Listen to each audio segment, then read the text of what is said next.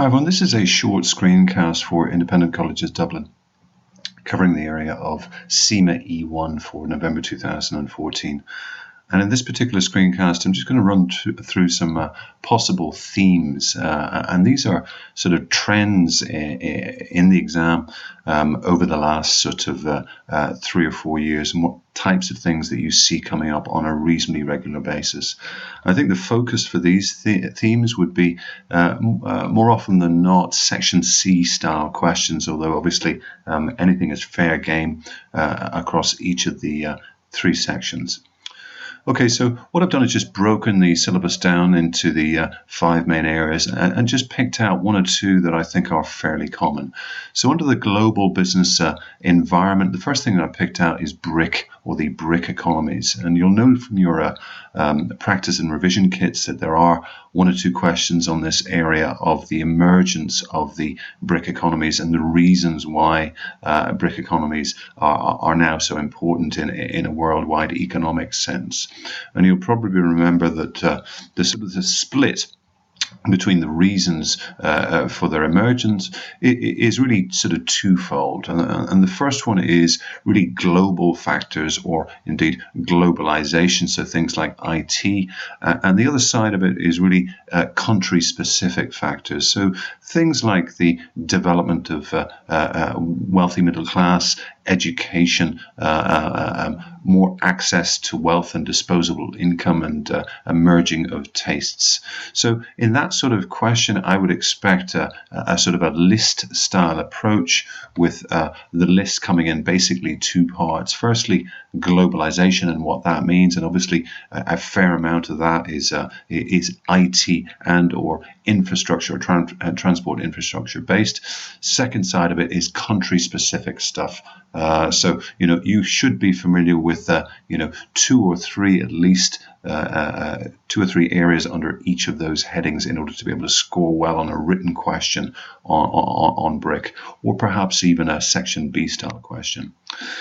The next area under global business environment is really 2 models that I think are quite important. The first one being the diamond, and we know with the diamond that Porter was referring specifically to the competitive advantage of nations. So basically we've got 4 main factors, including factor conditions and demand conditions, etc. And really what we're saying is that those factors come together to give a particular nation perhaps an advantage over another nation in a particular field. And you should be familiar with some buzzwords under each of those headings. For example, under demand conditions, things like sophistication, driving innovation, etc.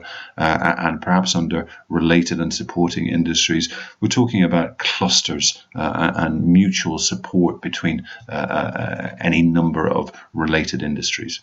Okay.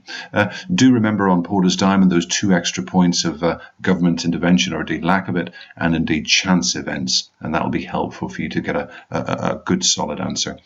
Under the pest heading, a little bit easier, because we should be familiar with the headings of political, economic, social and technological, and really the types of questions that you would expect to see on that area really will ask you, I guess, to really pull out perhaps from a scenario some factors under each of the headings, and that should be fairly straightforward.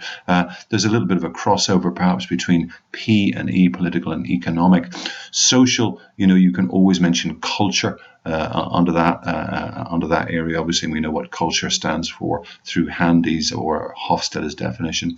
And then the last side, sort of technological, and that more often than not relates to something on the IT side. Okay. Now, in terms of information systems, common theme that you see, it certainly pervades quite a few Section C questions, is this idea of really a company moving from one state to another. So perhaps some sort of change involving perhaps the introduction of some sort of IT system.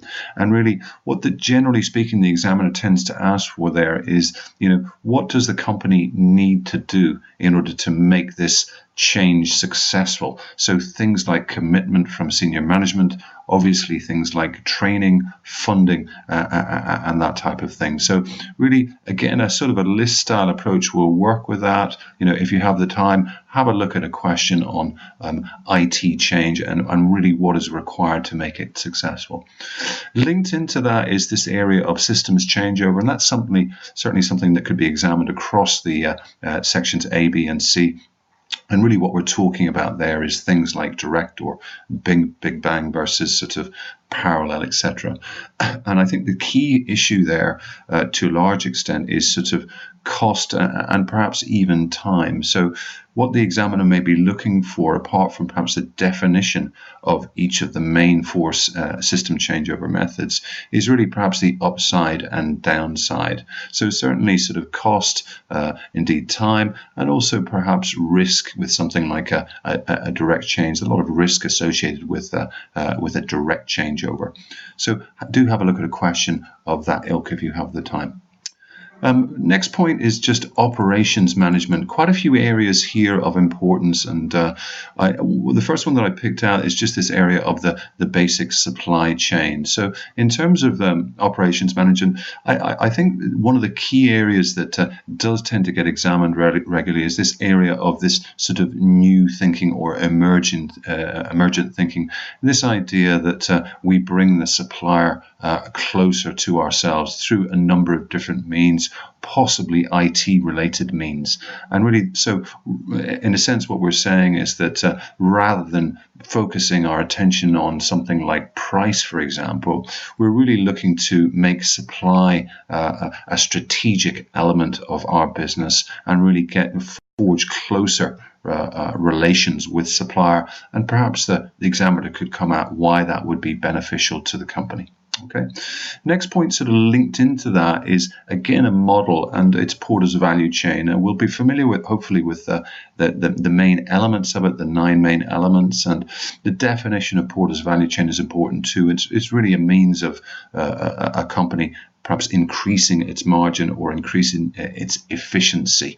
So a number of things that the value chain could be used for, not least perhaps combining activities or inventing new ways to do things, and also perhaps managing linkages. That's an important word, this idea of every company's value chain links to another company's value chain. So for example, a supplier's outbound logistics becomes the customer's inbound logistics.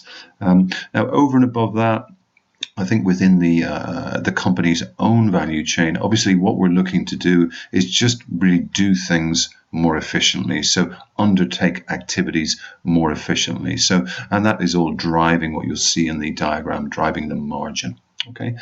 Next point, TQM. This is again commonly examined, and this whole area of quality control versus quality assurance. And I think you need to know the difference between those two areas, and you also need to know enough buzzwords associated with TQM, continuous improvement, Kaizen, 5S, etc. So it's important to get as many buzzwords into your answer as you can. So do have a look at one of those questions if you can. They're all fairly similar, and that sort of contrast between control, or the old idea of control and inspection, versus assurance is certainly something that's examined very regularly.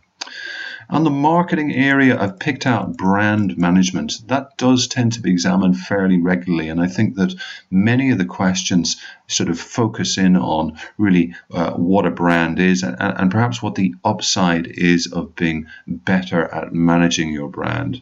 And in terms of the sorts of things that you would want to be mentioning, obviously brand is linked to profitability. Brand is an asset, and really branding gives a company a way of differentiating itself from another company, and therefore perhaps increasing its competitive advantage. Do remember that obviously brands can be used in a number of different ways, not least associated with our next point, which is the 4 Ps. So we can build brand management into how we promote, how we price, etc., etc. Now again, the 4 Ps can be examined in any area, A, B, or C, and do remember that we have 3 on top of the 4 Ps. physical presence, physical evidence, etc., and people. So there are 7. The 4 will do us in the main, but if you get a section B style question that's asking you about elements of the marketing side, do remember that we invariably need 5 points there. So the 4 P's are very, very examinable. Have a grip on what they mean in themselves, and be able to lay out hopefully a section C style answer on the 4 P's of marketing. Okay. Next point, human capital. Motivation is something that recurs fairly regularly, and in particular, we're obviously looking at Hertzberg and also Maslow.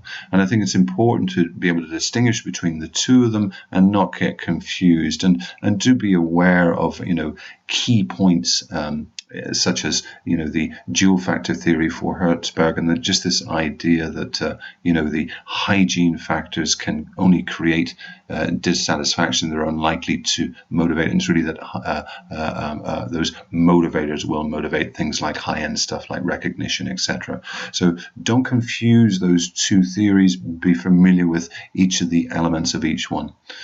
Last point I've chosen there is reward packages, and in particular things like total reward packages. So really this idea of remunerating staff not just through ordinary salary, but through a multitude of different things. So be familiar on what would be included in a typical reward package, and be able to lay out an answer that maybe contrasts the upside of taking on or employing perhaps a total reward scheme as opposed to standard salary arrangements. Okay, so hopefully that's been helpful to you. A couple of prompts perhaps on things that could come up or are regularly examined, and I wish you best for your exam. Cheers.